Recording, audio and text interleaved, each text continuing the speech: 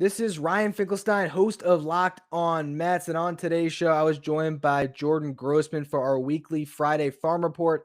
This week, we are discussing just baseball's top 100 prospects and the three Mets that made the list. You are Locked On Mets, your daily New York Mets podcast. Part of the Locked On Podcast Network, your team every day.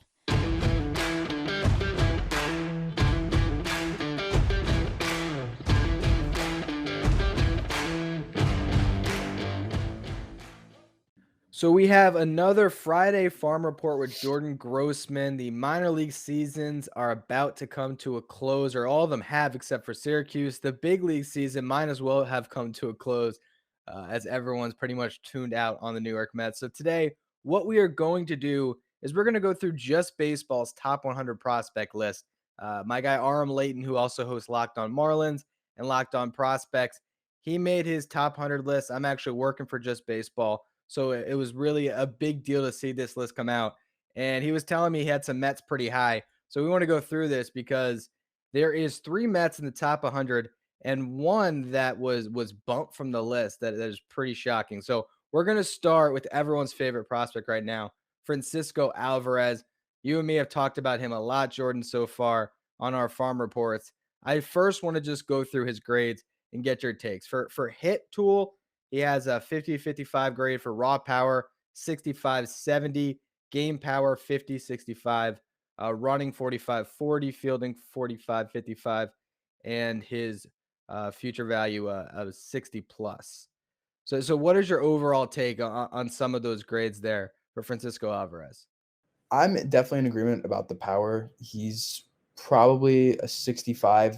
He might even be a 70 for me in terms of game power. I mean, this is a kid who at 19 years old put up what I think he had 40 plus or like 45, 46 extra base hits in 99 games as a 19-year-old catcher. That's ridiculous. That's unheard of for, forget catching prospects, just prospects in general for a kid that young to do what he was doing. He was crushing balls every single night. And like I talked about it when we mentioned him a few weeks ago, that when you go watch his BP, it's special. It's like, he's a different kind of prospect just by the sound off the bat, where he can send balls 450 feet with little to no effort. And the biggest, the defense, he brought it at 45. You hope for 55 future value. That would actually be pretty good if I'm even hoping he can get up to a 50. The defense is really the big problem there. It's not bad by any means, but it's not necessarily good either. He is, like I said, 19, so there is time for him to spend the next year or two in the minors continuing to work on that. He's obviously a big kid, like we know. He's I think 5'10", 230 pounds, so big, stocky kid. He's going to need to add a little bit of agility. Maybe he'll slim down in the offseason, who knows, but you don't want him taking away too much from that power. But I don't know if I'd have him fourth overall. I like the aggressiveness. Listen, as a Mets fan, I love seeing Alvarez being in the top 5. I know a lot of sites have him in the top 10.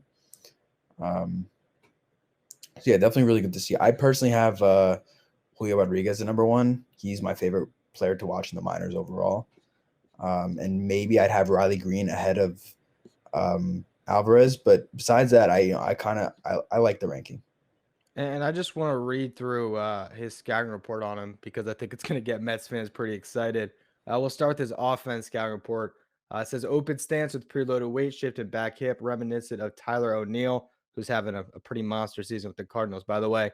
Only really physical players can generate power from that position, and Alvarez is just that. He talks right there about the size 5'10", 230, easy plus pop in the tank.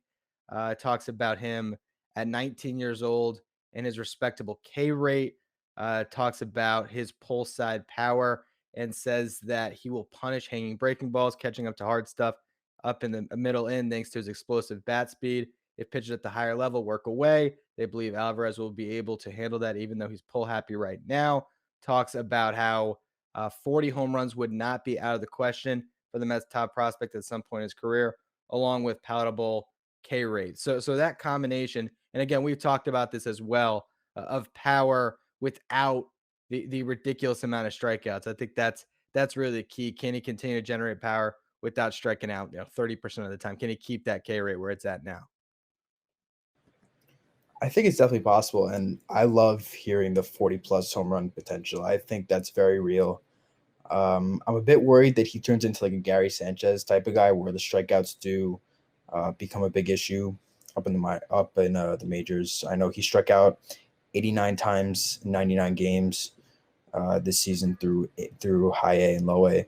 So a little bit of a concern, but when he's mashing the way he's mashing, I don't think you really care about the strikeout numbers that much. So, but if he turns into a guy who, like, we see what Salvador Perez is doing right now, hitting 46 home runs, it's ridiculous. I think he's definitely more disciplined than Perez, but if he could get to that 40, like that kind of game pop at major league level, that's close to unheard of for a catcher. And I think if you talk about the Mets since Piazza, I mean, they just haven't had that. I think in 2015, Travis d'Arnaud, when I was going through my article with Cespedes and Baez comparing the two, and I was talking about how the team was so great around Cespedes in the second half, I think d'Arnaud's WRC plus was over 130 in the second half. So when you get that type of offensive production from your catcher, it really does just improve your lineup significantly, especially in the National League. Of course, though, the universal DH will help teams carry a more defensive-minded catcher. Let's just say next year, if Tomas Nido's getting a ton of playing time along with James McCann, it might not hurt as much if you have a DH. Let's talk about the defense, though. So here is Arm's blurb here about his defense. Says Alvarez's athleticism at the plate can be seen behind the dish as well. He's an incredibly advanced receiver for a 19-year-old and moves well behind the dish, allowing him to block balls that many catchers can't get to. Alvarez has a plus arm, gets good carry on his throws. All indications point towards Alvarez becoming an above-average defender. What are your thoughts on that? 'Cause I think we've been definitely talking a lot about his defense and whether that's going to be a positive aspect of his game or if he's just going to be about league average when he gets to the show. So I don't necessarily agree with the defensive analysis. Maybe that's why I have him a little bit lower than 4 or 5 on my personal list. I saw him a couple of times in Brooklyn this year. Maybe I caught him on the wrong night defensively. He was definitely smoking balls on the offensive end, but defensively, I wouldn't say he's necessarily like super athletic. And he's definitely an advanced receiver for like a 19-year-old, because a 19-year-old shouldn't be doing what he's doing at all. Those guys are mostly rookie ball and like low A, and he's already advancing towards being a double A guy. He's probably ready for that level. But yeah, I don't necessarily agree, but I'm hopeful that he can be at least an average defender at the major league level. Hopefully, like I said, building that athleticism, drop a couple of pounds, maybe get a little more athletic. So yeah, I'm pretty hopeful about the defense, but not as high as the list says. And I think if he is your franchise player, and that's obviously the hope when you have a prospect that's heralded this way, it is different than having Piazza, because there's no chance there's not a DH by the time he gets up to the show. And so that will help, even if he's not a great defender, because you could always play him 50 games at DH and catch him 100 and get through a season that way. Let's go to the outlook, because this is where I know as a Mets fan, I got excited reading. He says, as soon as Adley Rutschman graduates, Alvarez will become the best catching prospect in baseball. I think that's pretty widely held as far as what people believe. But this is where he gets to the point where Mets fans are going to have goosebumps. He says, to take it a step further, we believe that Alvarez will eventually become baseball's top overall prospect. At the big league level, the sky truly is the limit for the teenage catcher with offensive upside that rivals any prospect at any position and projectable defense. Mets fans could be looking at their best catcher since Mike Piazza. Your thoughts? I mean, yeah, it definitely gives you a little goosebumps there, but he's definitely right that Alvarez has a chance to be the number one prospect in baseball. When you look at the guys, not only what he's doing personally, but also the guys that are ahead of him I'd say they should all be on opening day rosters next year. Bobby Witt Jr., Adley Rutschman, and Julio Rodriguez, they're all destroying the minor leagues. None of them have anything left to prove at that level. They should be on major league rosters on April 1st, if not by whatever date that they gain an extra year of control, because teams can be cheap like that. But yeah, I mean, Francisco, if he goes to AA next year and he's still hitting the way he's hitting, I don't see any reason why he shouldn't be a top 3, maybe even number 1 prospect in baseball. And saying he has the best potential, since Piazza it's very real. I had hope for Travis d'Arnaud. I really liked him as a prospect, but this is just another level. Like this, d'Arnaud was never considered like a top 10, top 15 guy in all of baseball. This is a guy who can be number 1 on the list. And that's truly something else. To see like what Adley Rutschman, he's super, super impressive, but Alvarez can be right there with him. Well, I think the thing, with d'Arnaud was he was maybe a top 5, top 10 catching prospect. We're talking about overall prospect, and that's the separator. His bat is just so advanced, and it's still mind blowing that he's 19. Do they have his birthday here? I wonder. I would assume he's obviously going to turn 20 before next season. He turns 20 in the beginning of November, I believe. Okay. So still a chance, although a slim one, that he would make his MLB debut before he was legally able to drink. Probably would be a fresh 21-year-old when he's battling to get a job in 2023. It's kind of funny that they call QuickBooks because I'd more call it slow books. It sucks you in, slows you down with manual processes, integration difficulties, and glitchy delays that leave you scrambling for the numbers you need. Now it is time to make the switch to NetSuite by Oracle, the #1 financial system, because NetSuite gives you visibility and control of your financials, inventory, HR, e-commerce, and more. It's everything you need to grow all in one place. With NetSuite, you can automate your processes and close your books in no time, no matter how big your business grows. Failing to switch to NetSuite will leave you stuck trying to make sense of your books while your competitors sprint ahead. 93% of surveyed businesses increase their visibility and control since switching to NetSuite. And right now, special financing is back. NetSuite is offering a one-of-a-kind financing program only for those ready to switch today. So head to the website at netsuite.com/lockedon right now to get special financing. And again, at netsuite.com/lockedon, netsuite.com/lockedon.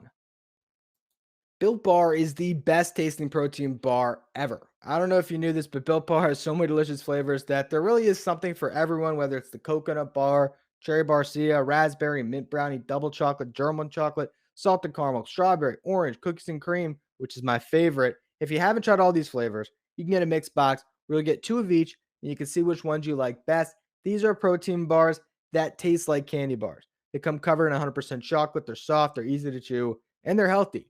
Built Bars come low in calories, low in sugar. They're high in protein and high in fiber. If you want to try Built Bar today, go to BuiltBar.com, use the promo code LOCK15, and you'll get 15% off your next order. Again, that's promo code LOCK15 for 15% off at BuiltBar.com. Let's go to Brett Baty here. We got Hit Tool 4550, Raw Power 5565, Game Power 4560, Run 3030, Field 4550, and I'm missing one there. But regardless, what are your overall takes on his grades for Brett Baty, who he has ranked as the 20th best prospect in baseball?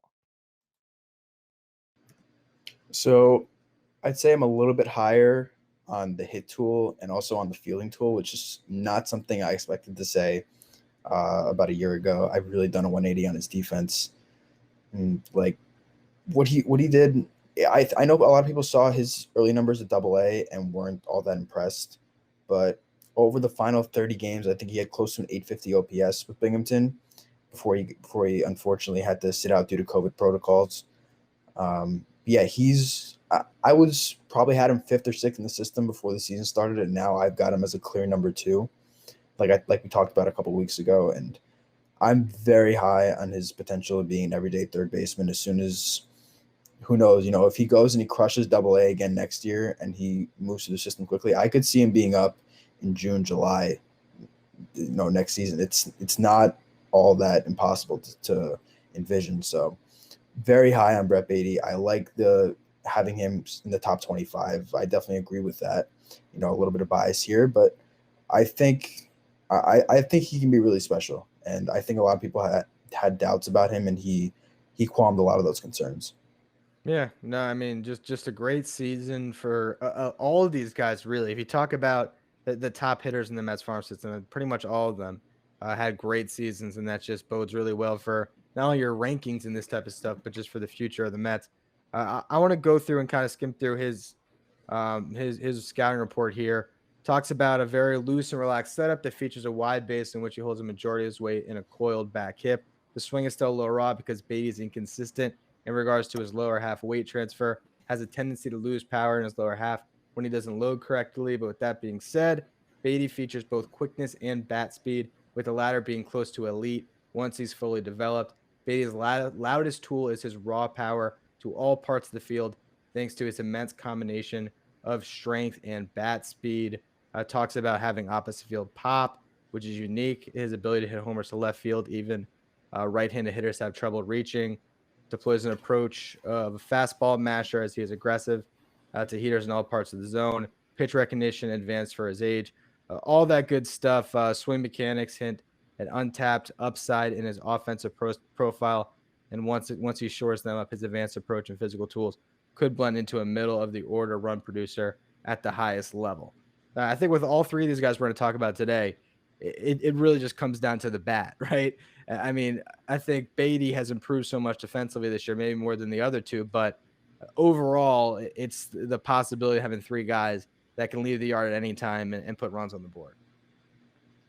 Oh, yeah, and I really like mentioning the advanced approach. I feel like it's not talked about enough with prospects. Plate discipline. I mean, you see what Juan Soto is doing. He had like 450 OBP. Like, he's putting up ridiculous numbers. You want a guy who can give you 350, 360, 370 consistently. And I think Brett Baty's that kind of guy. Posted a 12% walk rate, I believe, in Binghamton, and in both Binghamton and Brooklyn, he was around 25% strikeout rate, which isn't, for a guy who's has a lot of power in his game, it's fine as long as you're not going above like 28, 29, that kind of range. That's fine for a guy who's in AA. So definitely really, really excited about the bat. The defense, I think he's an everyday third baseman. I think he can hold his own there. He's not JD Davis. He's not Wilmer Flores. I feel pretty confident about that now. I didn't last year, but now I do. But yeah, the bat has really the chance to be special. I think that you should apologize to Flores for putting him in the same sentence as JD Davis. Okay, Flores way better than JD. I know Flores wasn't great, but come on now. I don't know about that. Flores was pretty bad. I always got love for Flo. Let's go through the defensive scouting report because he was pretty low on his defense. Says Baty is a physical presence at 6'3", 210 pounds. And while he moves well for his size, we don't believe he'll be an impact defender at the hot corner. His feet are heavier than most third basemen. And while he has soft hands, range will always be a problem due to his size. He has a chance to be average defensively, but it's somewhat of a stretch. Baty's plus arm is an asset for him in the field. He moves well enough to deploy in left field in a pinch. Space is his best natural fit, whereas soft hands and solid footwork could add up to a plus defender. What do you think about that? That's scouting report. Not in agreement there. What do you got different? So I'd say that he's definitely improved his range a lot. He slimmed down during the COVID shutdown. He lost a good amount of weight. It really improved his range. The heavy feet, I don't really buy much either. He's definitely. This is not me saying he's going to be Matt Chapman or Nolan Arenado. I don't think he's going to be some all-worldly defender at third base, but I think he can be average. Maybe slightly below average. Not Alec Bohm. Yeah, no, definitely not an Alec Bohm either. I wouldn't say that. But yeah, I think he can be. If we're talking about outs above average, I know we were mentioning that before. We're talking, but I think he could be a guy who can post 3-4 outs above average every single year at the hot corner, which is quality for a guy who you really, like you said, you're relying on for the bat. And I think he can absolutely be that kind of guy. Yeah, and again, we've seen the Mets try to get by with worse at third base, where it's either one or the other. You either get a terrible defensive player like Davis with the bat, or like Wilmer Flores, or you have someone, like Todd Frazier or Louis Guillorme, whoever else who might be better defensively, but you can't trust to be a solid offensive contributor. Weird thought that just came across my head. Todd Frazier, like top top 2, top 3 third baseman since Wright. I don't even know. Like Todd Frazier maybe been the best all-around third baseman the Mets have had since David. I don't even know. Like just to bring something on both sides. Oh man, don't make me think about that. Now you're getting me flashbacks of the August 9th game against the Nationals. Oh Just yeah. thinking about Todd Frazier and that bat flip. All eyes are on the gridiron as teams are back for the start of another football season. And as always, BetOnline is your number one spot for all the pro and college football action this season. With a new updated site and interface, they have even more odds, props, and contests available as betonline.ag continues to be your number one source for everything football. Head to the website or use your mobile device to sign up today and receive your 100% welcome bonus with the promo code NFL100. That's double your initial deposit just for signing up. From football, basketball, baseball to boxing, right to your favorite Vegas casino games, don't wait to take advantage of all the amazing offers available for the 2021 season. BetOnline is your fastest and easiest way to bet on all your favorite sports. BetOnline, your online sportsbook experts. You've got one device that lets you catch the game live, another lets you stream your favorite shows, you're watching your sports highlights on your phone, and you've got your neighbor's best friend's login for the other good stuff you're missing.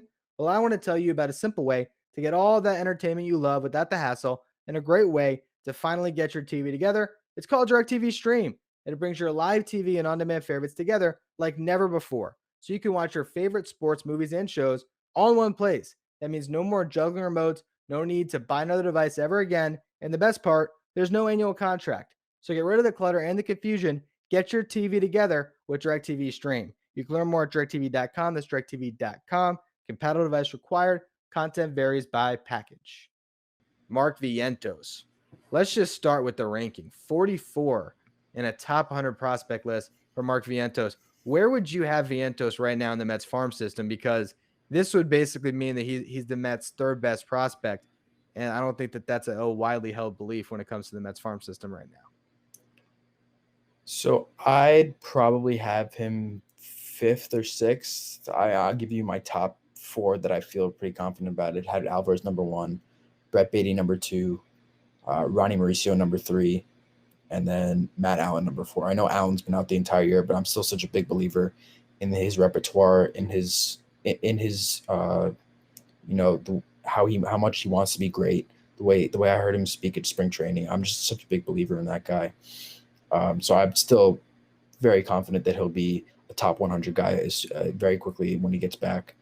And then it's between Ginn and Vientos, where I don't really know. I'd probably have them like 5A, 5B kind of situation where I just don't really – I like Ginn, but I don't know how – and I'm obviously, like I've talked about before, I'm a big Vientos guy. I've watched him in high school, so I got a little bit of bias there. I got to see him in Florida a couple of times. I'm a big fan, but I don't know if I'm 44th in baseball. I don't know if I'm that high on him. You know, I'll be honest. I think Arm has a little bit of bias because going into the season, I think it was probably on his prospect show. He had guys that he was expecting to hit, and Vientos was one of them. So he was really ahead of the train on Mark Vientos. So that could be part of why he hasn't this high. But let's just get into his rankings. I mean, the raw power, 65-75 game power, 55-70 hit tool, 40-45. Running 40-40, fielding 35-40. I mean, clearly he's extremely high on this kid's power, as I think a lot of us are. Oh yeah, and I think I saw him actually retweet something from Royals beat writer about how Vientos has one of the top. I think he has a 7th best ISO. Yeah. In the minor leagues since the start of the 21st century, which is kind of crazy. I mean, for those who don't know what ISO is, you basically subtract slugging from OBP, and that's what you get. It's basically just isolated power. And he's got some of the best in the minor leagues. So what he did at Binghamton this year was absolutely ridiculous. He started slow the first 10, 12 days, and people were like, oh, maybe he wasn't ready. Maybe he just started with Brooklyn. But then he just got scorching hot, hit 22 homers there, 38 extra base hits, 580 slugging percentage. Like, he was just ripping the cover off the ball. And it's not just – he wasn't just pulling the ball. He was hitting the ball to all fields, hit plenty of Oppo tacos. He was really just spraying the ball over the field, and it was super impressive. Yeah, it was, and I mean that's basically the entire scouting report just raving about his raw power. talking about how he was 17 years old on draft day, the youngest player in his class. Took a few years for him to settle in. I think I've talked to Arm about it before, just how much prospect fatigue there was with Vientos coming into this year, and his big season has erased a lot of that. He says Vientos always had the physical projection, but some small tweaks at the plate have allowed him to really unlock his 70 grade raw power. The 6'4", 190-pound slugger was going to his pull side for power earlier in his professional career, but adjusted his load, which has allowed him to get into his back hit more and stay there. Now we're seeing Vientos miss-hit baseballs that are getting out to the opposite field. You got to love that when he's miss-hitting balls that are still going out to the opposite field. That's how you know you got some serious pop. Oh yeah, and you mentioned with the prospect fatigue. This is if you include 2020, the shutdown, this will be Vientos is about to finish up his 5th season with the Mets, and you'd say, oh, 5 seasons in the minor leagues, this kid should already be up. But he's still, like you said, 17 years old draft day. He's only 21 right now, which is you don't expect a ton of guys to be up by that age, and he's just like. I've been so high on this kid for a long time, and I'm glad to see that I'm not the only one in the Mark Vientos fan club.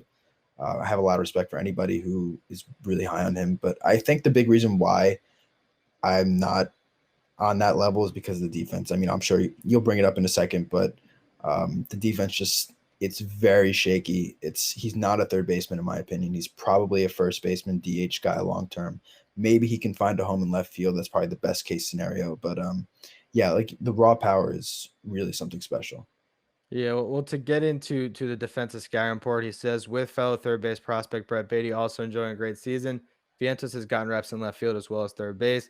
Vientos will likely would be average at best at either spot. He has a rocket for an arm, but his footwork at third could use some cleaning up, and his throws can be inconsistent. So I think that's what we've been talking about pretty much all year.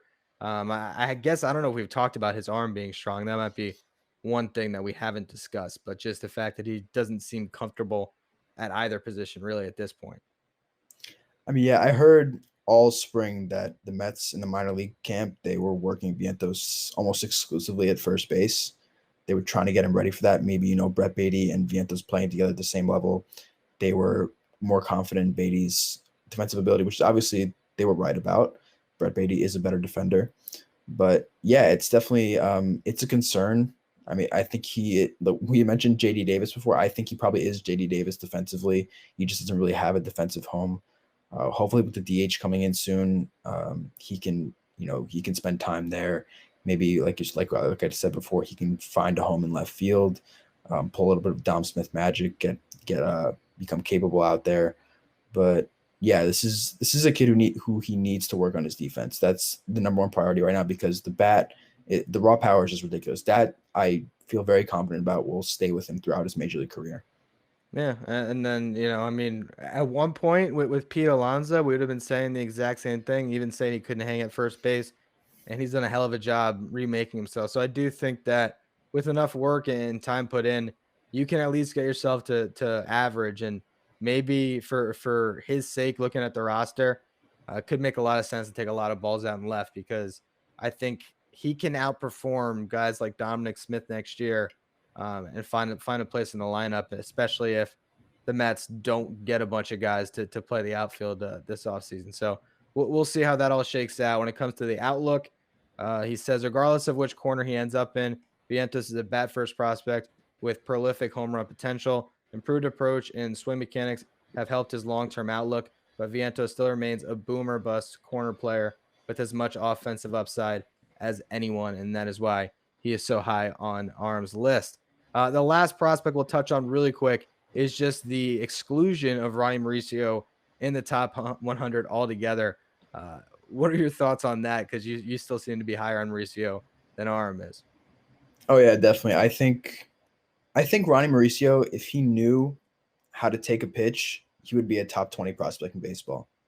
That's how much I rave about his defense, about his power, and just his all-around ability on the field. He's 6'4", I believe. When we saw him in spring training, he came in huge, and he still held his own at shortstop. Yeah, filled out a lot, big time. Yeah, he's like 200. He's got to be close to 200 pounds now. He was 160 the last time the Mets had him listed in Colombia. And now I think most recently they had him around 180, which I don't believe at all. I don't think he's 180 pounds. But the power is super impressive, kind of like Alvarez and Baty. And like we talked about those guys before, and Vientos, like 20 home runs in 108 games this year, 40 extra base hits. Like this kid is no joke. He's only 20 years old. He's I know why arm isn't that high on him. It's because of the plate discipline. Like maybe he thinks he's another Javi Baez, but just worse. But like we were seeing it with Javi right now, that if you get the right hitting coaches in place, you can definitely make some changes in a guy's approach to the plate and affect his plate discipline. So I'm hopeful with Ronnie. I mean, he's got a 30. He struck out 33% of the time in Binghamton, 24% of the time in Brooklyn, and only had a 5.8 walk percentage overall this year. So not great, like I said, but it can be worked on. And I'm totally confident that the kid can do it. And it's why I'd probably still have him in like the top 40, 50 in all of baseball right now. I'm very hopeful that Ronnie Mauricio is going to have another big year next year, and he's going to net something awesome at the trade deadline. That's what I'm hopeful about.